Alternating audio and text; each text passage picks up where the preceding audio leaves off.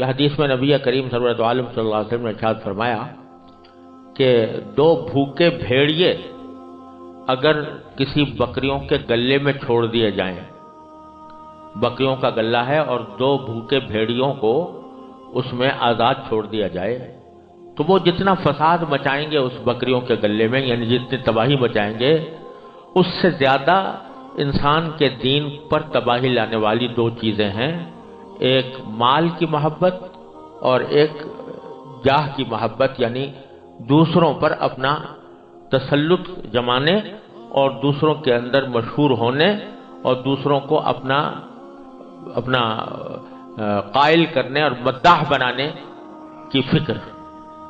تو یہ جب انسان کے دل پر چھا جاتی ہے تو وہ اس کے دین میں اتنا فساد مچاتی ہے جیسے کہ بھوکا بھیڑیا بکریوں کے گلے میں گھس کر بکریوں کو کھائے گا اور فساد مچائے گا، اس سے زیادہ فساد یہ چیز مچانے والی۔ تو اسی حب جاہ کا ایک نتیجہ یہ ہوتا ہے کہ وہ دوسرے کا مذاق اڑاتا ہے، دوسروں کی برائی کرتا ہے لوگوں کے سامنے، تاکہ لوگ جو ہیں یہ سمجھے بھائی یہ بڑا پاک صاف آدمی۔ تو دوسروں کے اوپر اپنا سکہ جمانے کی خواہش، اس کو حب جاہ کہتے ہیں۔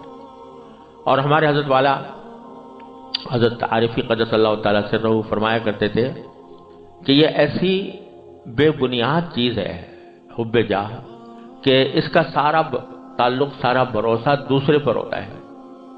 دوسرا مجھے اچھا سمجھے، دوسرا میرے مرتبے کو پہچانے، دوسرا میری تعریف کرے، دوسرا میرا مداح بنے۔ اب دوسرے پر اختیار ہے نہیں، دوسرے کے اوپر کیا اختیار ہے کہ وہ اچھا سمجھے گا یا برا سمجھے گا، وہ تعریف کرے گا یا برائی کرے گا، اس پر کیا اختیار ہے؟ تو ایک ایسی چیز ہے یہ کہ جس کا کوئی اختیار انسان کے پاس ہے نہیں، اپنی سی کوششیں کرتا رہتا ہے کہ اس کے نتیجے میں مجھے لوگ اچھا سمجھیں اور لوگوں کے اوپر میرا سکہ جمے، اس کے لیے کوشش تو کرتا ہے، لیکن اس کے باوجود کیا بھروسہ ہے کہ دوسرا واقعی سکہ جمائے گا اپنے دل پہ تمہارا؟ کیا واقعی وہ تمہیں اچھا کہے گا؟ کیا تمہیں واقعی وہ اچھا سمجھے گا؟ اور اگر فرض کرو کہ اس نے تمہاری تعریف کر بھی لی اور تمہیں اچھا سمجھ بھی لیا اور تمہارا مرتبہ پہچان بھی لیا، تو نتیجہ کیا نتیجہ نہیں ملا؟ وہ تمہیں جنت میں لے جائے گا، تمہیں گناہ سے بچا لے گا، تمہیں جہنم سے بچا لے گا، عذاب قبر سے نجات دے دے گا۔ کیا کرے گا؟ اگر اچھا سمجھ بھی لیا اور اس نے تمہاری تعریف کر بھی دی تو کیا ہوگا؟ نتیجہ کیا نکلے گا؟ تو حضرت فرماتے ہیں اللہ تعالیٰ ان کے درجات بلند فرمایا کرتے تھے کہ آدمی ذرا سا اگر یہ سوچ لے کہ اگر دوسروں میں میری مقبولیت ہو بھی گئی، شہرت ہو گئی، مقبولیت ہو گئی، لوگوں پر میرا سکہ بیٹھ گیا، تب بھی کیا ہوگا؟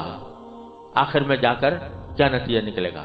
تو حضرت ایک شعر پڑھا کرتے تھے، واقعی بڑا حکیمانہ شعر ہے، آدمی اگر اس کے اوپر غور کر لے تو کبھی بھی دوسروں کی تعریف کے پیچھے نہ پڑے۔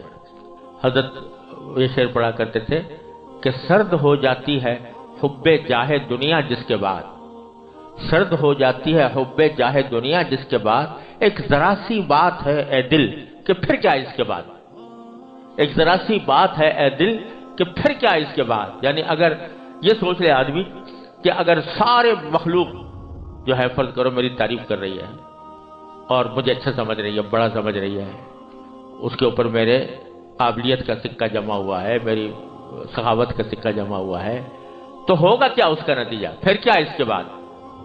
اللہ بچائے۔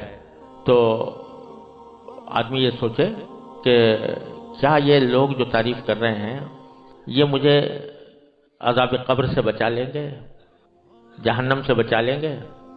اگر فرض کرو یہ تو تعریف کرتے رہیں اور وہ بہت تمہاری اچھائی بیان کرتے رہیں اور اللہ بچائے قبر میں جا کے پٹائی ہو رہی ہو، تو کیا نتیجہ اس تعریف کا؟ اور حدیث میں آتا بھی ہے کہ بعض اوقات ایسا ہوتا ہے کہ کسی شخص کا انتقال ہوتا ہے، وہ اللہ تعالیٰ کے ہاں مبغوض ہوتا ہے، وہ بندہ، اس کا انتقال ہوتا ہے، تو اس کے جو پیچھے رہنے والے ہیں وہ اس کو رو رو کر کہتے ہیں کہ یہ بڑا سردار تھا، یہ بڑا خوبیوں کا پہاڑ تھا، وغیرہ وغیرہ، اس کی تعریفیں کر رہے ہوتے ہیں۔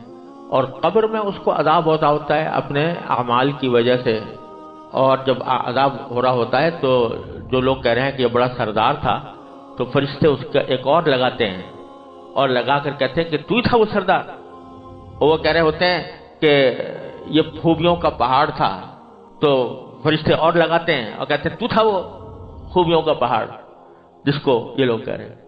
تو ایک ذرا سی بات ہے اے دل کہ پھر کیا اس کے بعد، اگر مخلوق کی تعریف کا اول تو کچھ بھروسہ نہیں۔ آج تمہاری بات پسند آ گئی ہے اور ان کو اچھی لگ رہی ہے، تمہاری تعریف کریں گے، ذرا ان کی طبیعت کے خلاف کچھ کام کر گزرے تو وہی تمہاری برائی شروع کر دیں گے، کچھ بھروسہ نہیں کس وقت۔ تو ایسی چیز کے پیچھے پڑنا جس کا سارا دارا مدار دوسرے پر ہے، اپنے اختیار سے باہر ہے، اس کے پیچھے آدمی پڑے اور اس کی وجہ سے اپنی آخرت تباہ کرے اور گناہوں میں مبتلا ہو، یہ کتنا بڑی بیوقوفی اور حماقت ہے۔